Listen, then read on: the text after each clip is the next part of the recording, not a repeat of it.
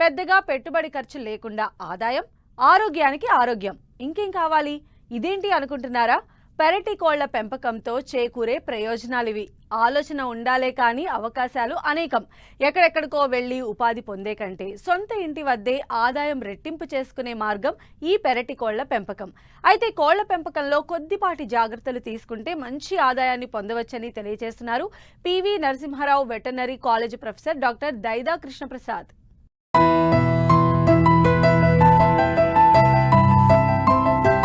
ఒకప్పుడు గ్రామీణ ప్రాంతాల్లో ప్రజలకు నాటుకోళ్ల పెంపకం వ్యవసాయానికి అనుసంధానంగా ఉండేది. రాను రాను ఇవి కనుమరుగై బాయిలర్ కోళ్లు అందుబాటులోకి వచ్చాయి. దీంతో గత 2 దశాబ్దాలుగా ఈ పరిశ్రమ మన దేశంలో బాగా విస్తరించింది. గ్రామీణ ప్రాంతాల్లో రైతు కుటుంబాలతో పాటు ఇతర కుటుంబాలు కూడా ఇప్పుడు పెరటి కోళ్లను పెంచుకుంటారు. పెరటి కోళ్లు అంటే పెరట్లో పెంచుకునే సాధారణ కోళ్ల జాతులు.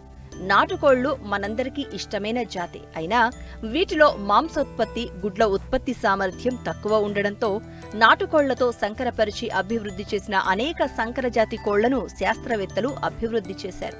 పూర్తిగా నాటుకోళ్లను పోలిన ఈ కోళ్లు అధిక గుడ్ల దిగుబడితో పాటు కొన్ని జాతుల్లో మాంసోత్పత్తి అధికంగా ఉంది.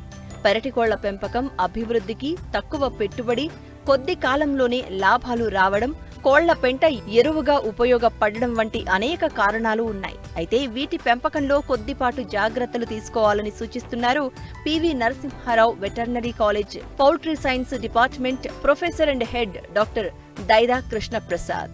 పెరటి కోళ్ల పెంపకం మన భారతదేశంలో అనాదిగా వస్తున్నప్పటికీ కూడా పెరటి కోళ్ల తోటి ముఖ్యంగా మన దేశావళి కోళ్ళు చూసినట్లయితే ఎముకలు ఎక్కువ, మాంసం తక్కువ, దానితో పాటు గుడ్ల ఉత్పత్తి కూడా తక్కువ ఉండడం, సంవత్సరానికి చూసుకుంటే దాదాపు 35 నుండి 45 గుడ్ల ఉత్పత్తి రావడంతో ముఖ్యంగా ఈరోజు గ్రామీణ ప్రాంతాల్లో ఉన్నటువంటి ప్రజలు ఈ యొక్క మాంసకృతుల లోపము, పౌష్టికాహారం లేకపోవడం, సరైన పౌష్టికాహారం లేకపోవడం వల్ల ఈ మాంసకృతుల లోపంతో అనేక మంది కూడా అనారోగ్య సమస్యలు ఎదురుకావడం జరుగుతుంది.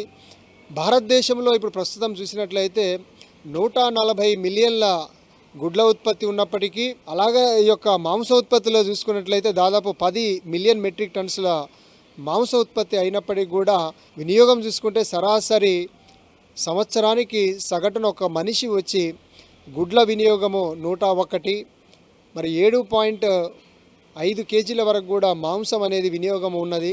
ముఖ్యంగా గ్రామీణ ప్రాంతాల్లో ఉన్నటువంటి ప్రజలు ఈ యొక్క పెరటి కోళ్ల పెంపకంలో ఈ మధ్య కాలంలో ముఖ్యంగా మన తెలంగాణ రాష్ట్రంలో చూసినట్లయితే అభివృద్ధి పరిచినటువంటి కోళ్ళ చూసినట్లయితే రాజశ్రీ కానీ, అలాగనే వనరాజ, గ్రామప్రియ, వనశ్రీ, గ్రామశ్రీ అని రకరకాలైనటువంటి కోళ్ళని యొక్క అభివృద్ధి పరచడం జరిగినది.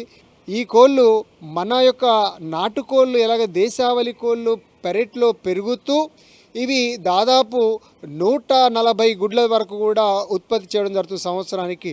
ఇవి 35 నుండి 45 గుడ్లు ఉత్పత్తి చేస్తే దేశావళి, అదే యొక్క అభివృద్ధి పరచబడినటువంటి ఈ రాజశ్రీ రకమే కానీ, గ్రామప్రియ కానీ, వనశ్రీ అనేటువంటి రకాల కోళ్ళు 140 గుడ్ల పైనే ఉత్పత్తి చేయడం జరుగుతుంది.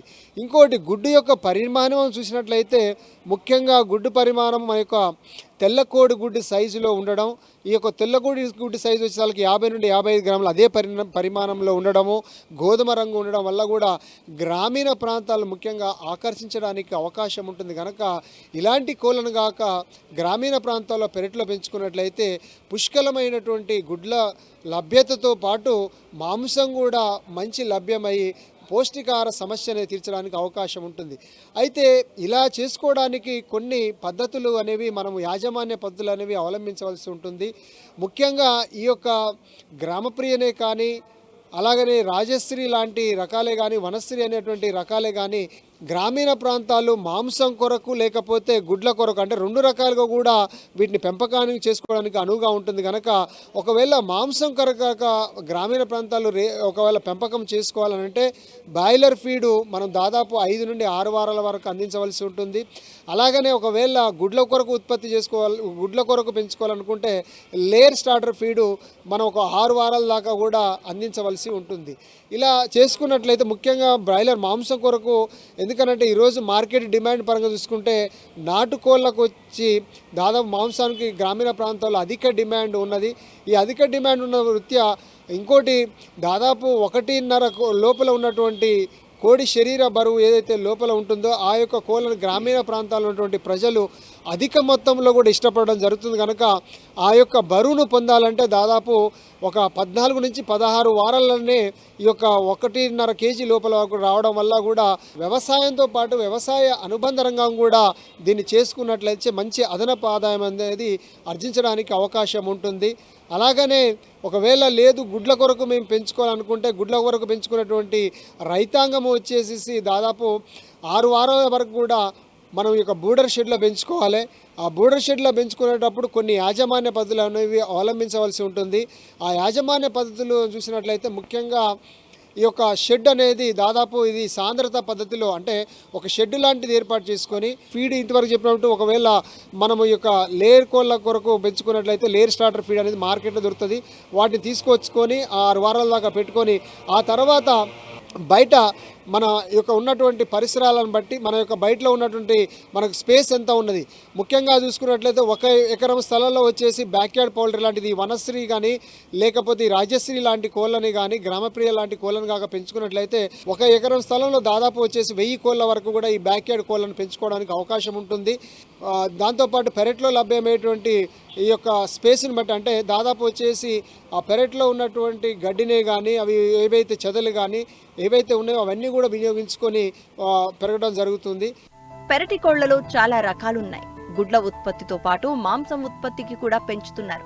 అయితే కోళ్ల పెంపకం చేపట్టేవారు తొలి దశ నుండే పలు జాగ్రత్తలు తీసుకోవాలి. ముఖ్యంగా కొన్ని రోగాలు కోళ్ల అభివృద్ధికి ఆటంకంగా మారుతాయి. కాబట్టి వీటి నివారణకు ముందస్తు టీకాలు వేయించాలని సూచిస్తున్నారు ప్రొఫెసర్. వీటికి చేయవలసింది ఏంటంటే ఆ తర్వాత కొన్ని రకాలైనటువంటి ఈ యొక్క వ్యాధులైనటువంటి ప్రబలిత ఉంటాయి కనుక ముఖ్యంగా వచ్చేసి కొక్కరత తెగులు సంబంధించి గంబోర కానీ ఆ తర్వాత వచ్చేసి కోళ్ళలో వచ్చేసి మసూచి లాంటి వ్యాధులు లాంటి ప్రబలే అవకాశం ఉంటుంది కనుక ముఖ్యంగా ఈ యొక్క వ్యాధులు రాకుండా ఎందుకంటే ఈ కోళ్ళల్లో ఇప్పుడు విరివిరిగా ఈ టీకాలన్నీ లభ్యత ఉంది కనుక ఈ యొక్క కోళ్ళల్లో వచ్చేసి ఊరు కోళ్ళల్లో ఈ 3 టీకాలు వేసుకున్నట్లయితే రోగాల నివారణ నుండి కూడా మనం బారిన పడకుండా కోళ్ళను కాపాడుకోగలుగుతాం.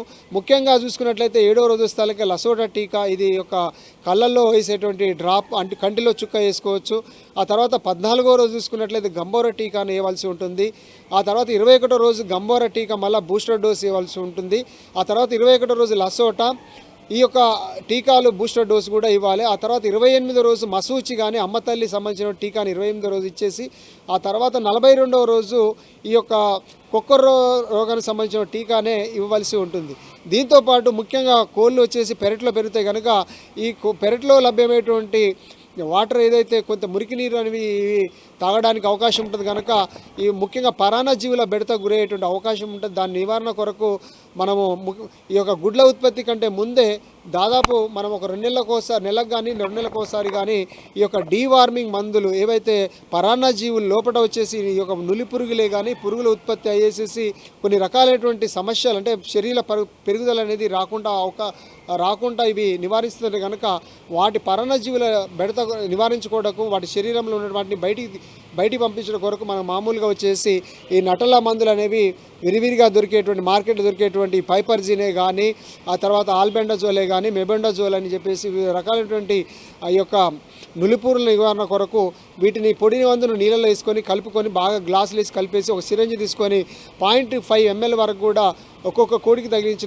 తాగించినట్లయితే మనం ఈ యొక్క పరాన్న జీవుల బెడత అనేది నివారించుకోవడానికి అవకాశం ఉంటుంది. బ్యాక్యార్డ్ పౌల్ట్రీ రేరింగ్ చేయాలన్నటువంటి ఆసక్తి కలిగిన రైతులను వారిని ఎంకరేజ్ చేయాలన్నటువంటి ఉద్దేశంతో వారిని భుజము తట్టాలన్నటువంటి ఒక సంకల్పంతో ఈరోజు ఇటు కేంద్ర రాష్ట్ర ప్రభుత్వాలు ఈ యొక్క NLM కింద కూడా నేషనల్ లైవ్ స్టాక్ జాతీయ ఈ యొక్క మిషన్ ప్రోగ్రామ్ కింద కూడా ఇక 50 లక్షల వరకు కూడా దీంట్లో ఫండింగ్ ఇవ్వడం జరుగుతూ ఉంటుంది. ఈ ఫండింగ్లో 50% వరకు కూడా సబ్సిడీ ఉన్నది. మిగతా 50% అంటే 25 లక్షల వరకు మాత్రమే ఇంట్రెస్ట్ పే చేయవలసి ఉంటుంది.